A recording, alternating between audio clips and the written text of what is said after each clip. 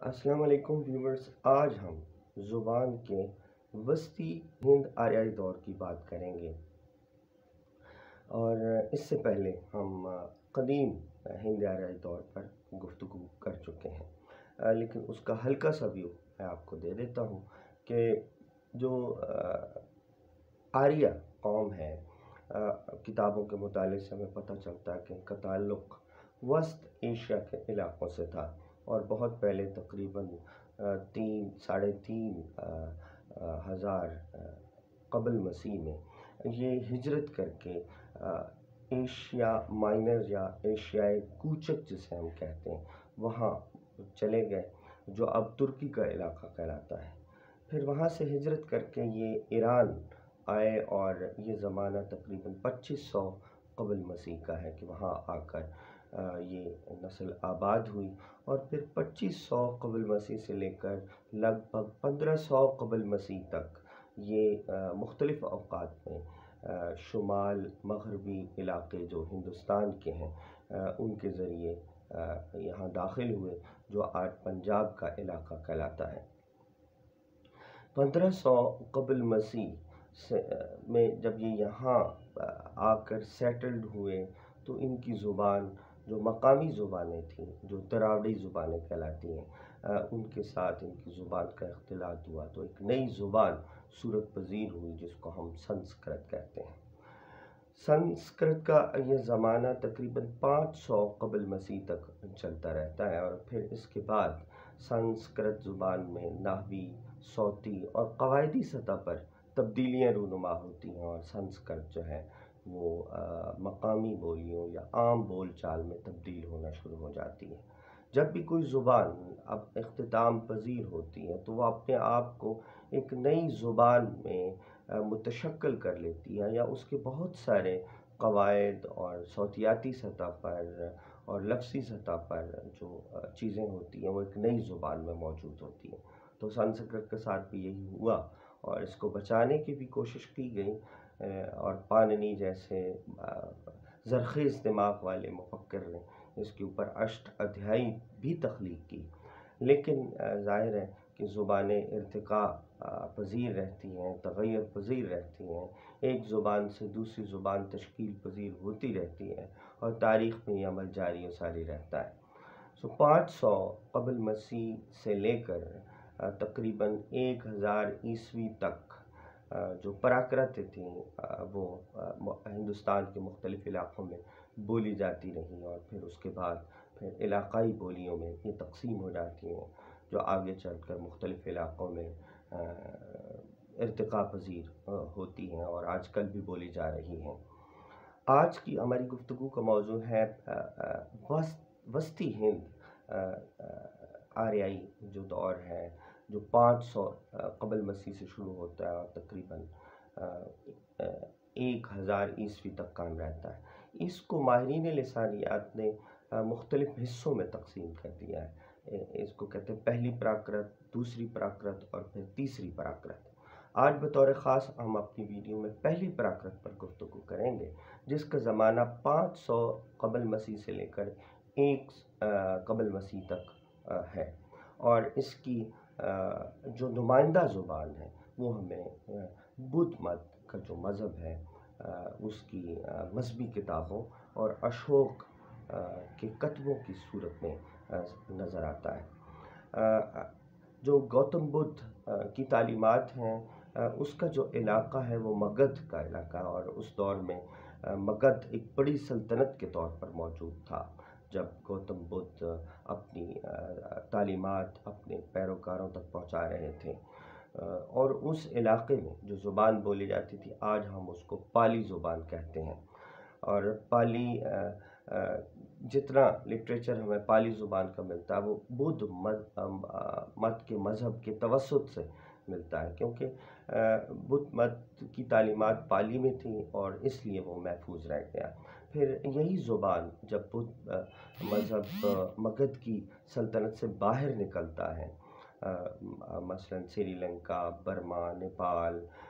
پھر چائنا اور شمال مغربی علاقے جو ہندوستان کے تھے، جس کو ہم آج گندھارا یا قندھار کے نام کی تہذیب سے جانتے ہیں، وہاں تک یہ پہنچتا ہے۔ اس عہد میں جو گوتم بدھ کی مذہبی کتاب دھمپد ہے، وہ اس میں ہی تخلیق ہوئی تھی۔ پھر اس کے بعد اشوکا کا عہد آتا ہے۔ اشوکا کا عہد تقریباً کافی 200 سال یا 250 سال بعد شروع ہوتا ہے گوتم بدھ کے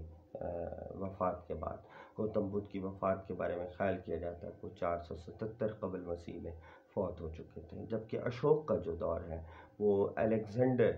یا سکندر کے یہاں آنے کے بعد شروع ہوتا ہے، اور جو اشوک ایک بڑی سلطنت قائم کرتا ہے جسے اور وسیع علاقے جو ہندوستان کے ان کو اپنی سلطنت میں شامل کر لیتا ہے۔ جب اشوک کلنگ کے علاقے کو فتح کرتا ہے، جسے آج ہم اڑیسہ کہتے ہیں، تو وہاں بڑی تعداد میں بدھ مذہب کے جاننے والے لوگ جو تھے وہ موجود تھے، اور ان سے انسپائریشن یا تاثر لیتے ہوئے اشوک نے بھی بدھ مذہب اختیار کر لیا تھا۔ یوں جو بدھ مذہب تھا وہ سرکاری مذہب کے طور پر اب اس کی حیثیت ہو گئی اور وہ طاقتور ہو گیا، اور اس کو محفوظ بنانے کے لیے یا اپنے فرمودات کو اس نے لوگوں کے مختلف خطوں تک پہنچانے کے لیے اشوکا نے کچھ تختیاں مختلف علاقوں میں نصب کروائی تھیں اپنے زمانے میں۔ ان کی تعداد ویسے تو سینکڑوں اور ہزاروں میں تھی، لیکن 42 تختیاں اب تک موجود جو ڈسکور ہوئی ہیں یا دریافت ہوئی ہیں ہندوستان کے مختلف علاقوں سے۔ شمال مغربی سرحدی صوبہ جو ہے جسے آج ہم خیبر پختونخوا کہتے ہیں، ان علاقوں سے بھی اشوک کے اس عہد کی تختیاں دریافت ہوئی ہیں، جس میں شہباز گڑھی، مانسیرا، کرنار، ان علاقوں میں یہ جو تختیاں ہیں اس پر مذہبی فرمودات کندہ کروا کے نصب کی گئی تھیں، اور بدھ کے مختلف فرمودات اس کے اوپر نصب تھے۔ پھر اسی طرح کچھ اور علاقوں سے ہندوستان کے جیسے سیسرام ہے، جبل پور ہے، جے پور، اور ان علاقوں سے میسور کے علاقوں سے بھی اشوک کے عہد کی تختیاں دریافت ہوئی ہیں، جس پر اس کی ذاتی زندگی کے واقعات درج ہیں۔ پھر اور علاقے جیسے میرٹھ ہے، امبالہ، چمپارن، گوا، ان علاقوں سے بھی تختیاں دریافت ہوئی ہیں، جو ہندوستان کے مختلف علاقوں کی زبانوں کی نمائندگی کرتے ہیں۔ لسانی اعتبار سے جو مانسیرا اور شہباز گڑھی کے علاقوں سے تختیاں دریافت ہوئی ہیں، ان کی زبان لسانی اعتبار سے ان تختیوں سے مختلف ہے جو وسطی ہندوستان کے علاقے سے دریافت ہوئی ہیں۔ تو اس طرح علاقائی سطح پر زبان میں تقسیم رونما ہونا شروع ہو گئی تھی۔ دوسری جو خاص بات اس عہد کی ہے کہ اس زمانے میں زبان کو تحریر کرنے کا رواج بھی پا چکا تھا، اور اشوکا کے عہد میں فن تحریر پروان چڑھ رہا تھا۔ اس دور میں 2 طرح کے رسم خط رائج تھے، ایک خروشٹی اور دوسرا برہمی رسم الخط۔ خروشٹی رسم الخط دائیں سے بائیں جانب لکھا جاتا تھا، جبکہ برہمی جو رسم خط ہے زبان کا وہ بائیں سے دائیں جانب لکھا جاتا تھا۔ عام لسانیات ڈاکٹر گیان چند جین کی جو کتاب ہے اس میں اس نے زبان کی سطح پر ہندوستان کو 3 حصوں میں تقسیم کیا، جیسے ادیچیا، پراچیا اور مدھیہ دیشیا۔ ان مختلف علاقوں مختلف زبانیں جو علاقائی سطح پر بولی جاتی تھیں، اس میں جو مدھیہ دیشیا اور پراچیا کے علاقے ہیں اس میں آج بھی جو رسم خط رائج ہے جس کو ہم دیو ناگری رسم خط کہتے ہیں، وہ بائیں سے دائیں جانب ہی لکھا جاتا ہے، اور پاکستان یا ہندوستان کا جو مغربی علاقہ ہے اس میں خروشٹی رسم الخط جو دائیں سے بائیں لکھا جائے آج بھی نستعلیق کی شکل میں ہم اسے ایسے ہی لکھتے ہیں۔ اس دور میں فن تحریر چونکہ رائج تھا تو اس لیے وہ تختیاں محفوظ رہ گئیں۔ پھر اس کے بعد 100 عیسوی کے بعد پراکرتوں میں بھی قواعدی، نحوی اور صوتی سطح پر تبدیلیاں رونما ہوتی ہیں، جس کو ہم دوسری پراکرت کہہ رہے ہیں، اور اس میں ادب تخلیق ہونے لگتا ہے، اور پراکرتیں اعلیٰ درجے یا حکمرانوں کی ایک دفعہ پھر زبان بننا شروع ہو جاتی ہے۔ اور پھر جو عام سطح پر زبان بولی جاتی تھی اس کو اب بھرنش کا نام دے دیا گیا ہے۔ اب یہ بھرنش اور جو پراکرت ہیں یہ علاقائی سطح پر ماہرین لسانیات نے انہیں مختلف 5 حصوں میں تقسیم کیا ہے، جس میں شورسینی پراکرت ہے یا مگدھی پراکرت ہے، ارد مگدھی پراکرت ہے اور پشاچی پراکرت ہیں۔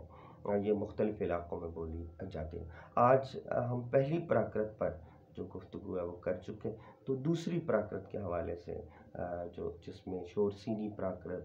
اور ارد مگدھی اور مگدھی اور پشاچی اور مہاراشٹری پر ہم اگلی ویڈیو میں گفتگو کریں گے۔ آج کے لیے اتنا کافی۔ آپ کا بہت شکریہ۔